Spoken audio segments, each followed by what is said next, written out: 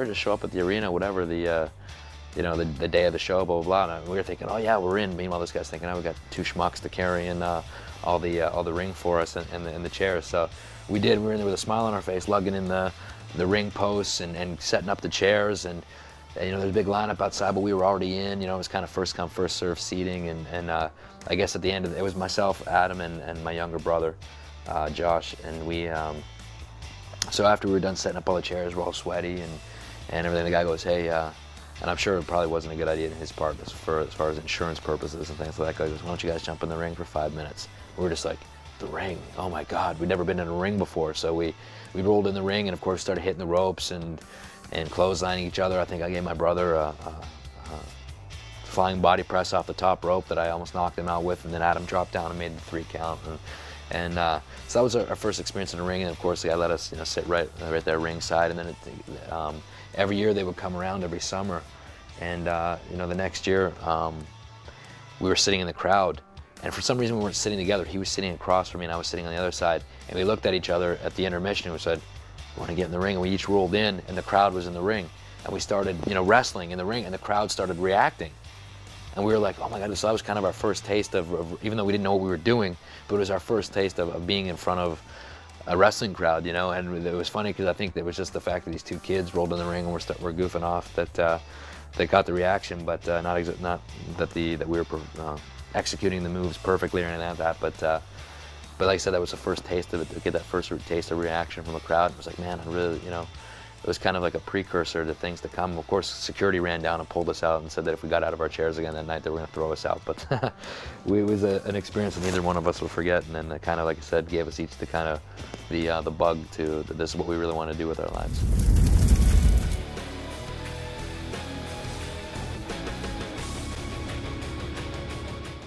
I think in our case, I think that we really did believe we were going to be wrestlers. And like I said, we were consumed with wrestling. We were obsessed by wrestling, and we loved it.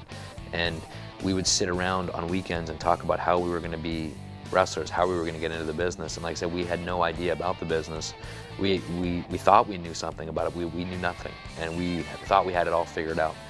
As soon as we're done high school, we're going to train to be wrestlers. And then we're going to get on tour. We're going to make a lot of money. We're going to do all this, and you know, we're not, like I said, just completely blinded by how it actually all really worked. At the time when wrestling started getting bigger, there was a wrestling article in the Toronto Star on the weekends, and I guess one weekend they had a little thing in there where you could write an essay into Sweet Daddy Siki and Ron Hutchinson School of Professional Wrestling, and Edge had wrote an essay, sent it in, and they came and interviewed him and a couple other guys, and they realized that he was by far and away probably at the time he was I don't even think we were 18 yet, but at the time he was, you know, 6'3", and you know, he had grown, and I was still kind of a little bit short. I was probably maybe 5'8", 5'9". I didn't grow till a little bit later. I didn't spurt up till a little later. I was kind of a late bloomer, but so he started going in to train to wrestle, and of course I didn't have the money to wrestle or anything like that. So I would sometimes I would come down with him on the weekends, just sit in on his class, just sit there and just watch. About a year after that, that's when we went to college, and I decided that it was time to start doing my thing, you know. But like I said, we always had said we were going to do it. We were going to do it together, and you know, we did. You know, he started a little bit before me, but as soon as I got the money, you know, I joined up and we trained, and then I trained for about 9-10 months before I had my first match, and then it was kind of off to the races from there.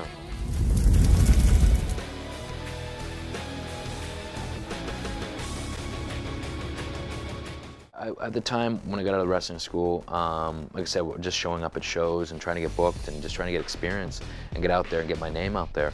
And at the time, a couple of the guys from my school were wrestling in Detroit, called Midwest Championship Wrestling, it was called at the time. So we got booked on a show down there one weekend, and we went down, and I remember we were watching, we try to watch all the matches just to see who was there and things like that. And you know, a lot of great guys were down there, but I mean, a lot of guys you knew that were going to be weekend warriors, or you know, not really going to go much further than where they were at the time. So we're watching it, and I never heard of this guy, you know, Terry Richards, who later became Rhino. And I was watching him, and I remember Adam was with me, and a couple other guys that we all traveled down together, and we're sitting there, we were watching, and man, he just like, I mean, he was just this big guy, and he just moved so fast and so crisp, and just was so intense. And this, I think, was his 4th match. At the time, I think this was like my 2nd or 3rd match, and it was like his 4th match or something like that, and you could tell right away that this guy had something. And I remember all of us sitting there being blown away by this guy, like, man, this guy is awesome. You know, man, he's so good, and he's so fast for his size and so crisp. And it was just like, and at the time we were wrestling out in Winnipeg, Manitoba. We were going out there quite regularly. And I remember the promoter out there asking us, hey, if there's any other guys, you know, like you guys, you know, let me know. I'd love to bring them out and add them to the tour or whatever. So we started talking, like, you know, this guy might be good to get out to Winnipeg. So remember, after we introduced ourselves to him, we started talking to him, and he's like, and we said, hey, we've been working a lot in Winnipeg, and the promoter's looking for some guys. Are you interested in going out there? And he's like, yeah, definitely. And so we exchanged phone numbers, and we kind of hit it off, and we kept in touch. And then next thing you know, he's out there touring with us in Winnipeg.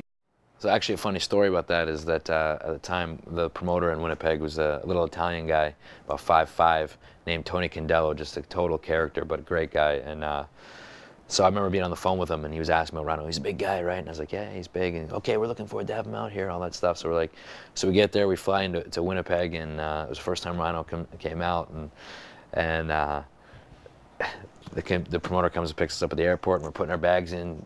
Rhino jumps in the back seat, and it's just Tony and I in the back. He looks at me and goes, hey, I thought you said this guy's a giant. I said, what? He goes, I thought you said he's a giant. I said, I never said he's a giant. You asked me if he's big. I said, yeah, he's big. He goes, I was looking for a giant.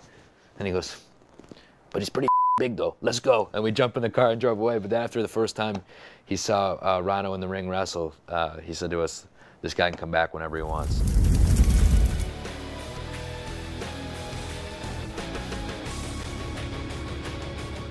I think, you know, as far as injuries go, I think that at the time the worst injury I had, I was wrestling in Pennsylvania, and I drove like 11 hours to get to the show. And the guy, I turned around, and the guy was going to hit a moonsault off the top rope, and I was standing up, and when he came over, his knee hit me right in the face. And I felt it, I felt it break my nose, and when I landed on my back and I rolled over and I was on all fours and the blood was just gushing out, I still finished the match. But I remember going back in the back and looking in the mirror, and my nose was like turned this side of my face, and I was like, man. And I didn't know what to do, so I just grabbed my nose and I just started to pull it, and I heard popping and cracking, and there's blood rushing down my arm, and I was like, and people around me were screaming, going, oh my God, and I'm just like pulling my nose, and I straightened it, and then I was like, man, so what I used to do back then for these shows, I would drive the night before all night, get there, sleep during the day, do the show, and then I drive all night back home. So I knew I was leaving right after the show to drive home.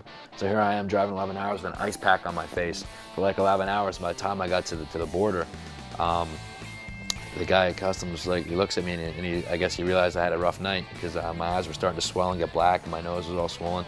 And he goes, everything all right? I said, yeah, it's all right. He goes, citizenship? I said, Canadian. He goes, go ahead. Didn't even ask me any more questions. I just drove.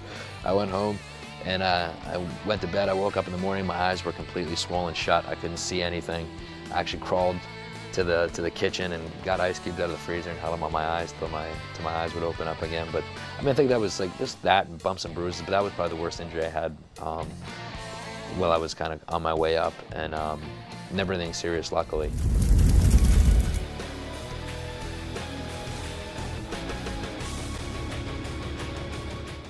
I remember right before I was going to go to the WWF training camp, I was invited there. I'd actually met Jim Cornette, and Jim Cornette was actually the person that got me my big break in wrestling, and I have him to thank for that, and I've thanked him I think 100 times for it. He saw me in a match, and he just called me out of the blue a few months after that match and said, you know, hey, at the time he was with WWF, and he said, we're running these training camps at the headquarters in Stamford, Connecticut, and I don't know when or how, but I think you have what it takes, and I think I'm going to try everything I can to get you on one of these. So be ready. And I was like, all right, I'll be ready, you know, for sure. And then I said, just can I have your phone number? So I keep in touch. So I took his phone number, and every month I would call him just to let him know what I was up to. Hey, I'm working for this person. Hey, I've been wrestling this person. I've been here, I've been there. Just kind of trying to, you know, keep him informed and keep him in the know. And then probably 6 months later, he called me up and said that, hey, I got you on a camp, and I'm going to give you a call back here in a couple of days and give you all the information. So